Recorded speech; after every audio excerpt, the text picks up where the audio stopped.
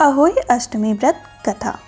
पुराने समय की बात है कि दतिया नाम की नगर में चंद्रभान नाम का एक साहूकार रहता था। उसकी पत्नी का नाम चंद्रिका था। वह बहुत ही गुणवान, रूपवती और चरित्रवान और पवित्र थी।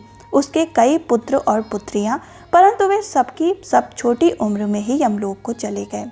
संतान के इस प्रकार मर जाने से वे दोनों बहुत दुखी रहते थे। वे पति पत्नी मन ही मन सोचा करते थे कि हमारे मरने के बाद इस वैभव का कौन अधिकारी होगा। एक दिन उन दोनों ने निश्चय किया कि सब धन दौलत को त्याग कर जंगल में निवास किया जाए। ऐसा निश्चय कर दूसरे दिन ही दोनों सब घर आदि भगवान भरोसे छोड़कर जंगल को चल दिए। चलते चलते जब दोनों थक जाते हैं तब बैठ जाते हैं, फिर चलने लगते हैं। इस प्रकार वे दोनों चलकर बद्रिकाश्रम के समीप एक शीतल कुंड के पास पहुंच जाते हैं। वहां पहुंचकर दोनों ने मरने का निश्चय करके अन्न जल त्याग कर बैठ गए। इस प्रकार बैठे बैठे उन्हें 7 दिन व्यतीत हो गए। 7वें दिन आकाशवाणी हुई कि तुम लोग अपने प्राण मत त्यागो, यह दुख तुम्हें पूर्व जन्म के पापों के कारण मिला है। अतः हे साहूकार, अब तुम अपनी पत्नी से अहोई अष्टमी के दिन, जो कार्तिक कृष्ण पक्ष को आती है, व्रत रखवाना। इस व्रत के प्रभाव से अहोई नाम की देवी प्रसन्न होंगी और तुम्हारे पास आएंगी। तब तुम उस देवी से अपने पुत्रों को दीर्घायु मांगना। व्रत के दिन रात्रि को तुम वज्र क्षेत्र में जाकर राधा कुंड में स्नान करना।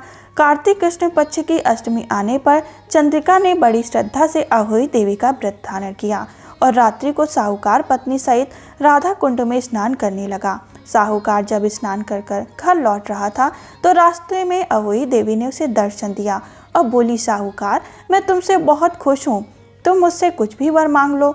साहूकार अहोई देवी के दर्शन कर बहुत प्रसन्न हुआ और कहा, माँ, मेरे बच्चे कम उम्र में ही देवलोक चले जाते हैं, अतः माँ उनको दीर्घायु होने का आशीर्वाद दीजिए। अहोई देवी ने कहा, तथास्तु। इतना कहकर अहोई देवी अंतर्धान हो गई। कुछ दिन बाद साहूकार के एक पुत्र पैदा हुआ, जो बड़ा होने पर विद्वान, बलशाली, प्रतापी तथा आयुष्मान हुआ। यदि किसी स्त्री के बेटा हुआ हो या बेटे का विवाह हुआ हो तो अहोई व्रत की समाप्ति का उत्सव करें। एक थाली में 7 जगह 4-4 पूड़ी और थोड़ा थोड़ा सीरा रखें। इसके अलावा एक साड़ी और एक ब्लाउज 1 रुपया के साथ थाली में रखकर और थाली के चारों ओर हाथ फेरकर अपनी सासू जी के पांव दबाकर उन्हें दे दें। सासू जी साड़ी और ब्लाउज अपने पास रख लें। सीरा पूड़ी का बयाना बट्टा देवें। यदि लड़की कहीं अन्य जगह हो तो उसके लिए बयाना वहीं भेज दें। इस प्रकार हमारी अहोई अष्टमी की कथा संपन्न हुई। जय माता दी। ओम नमः शिवाय।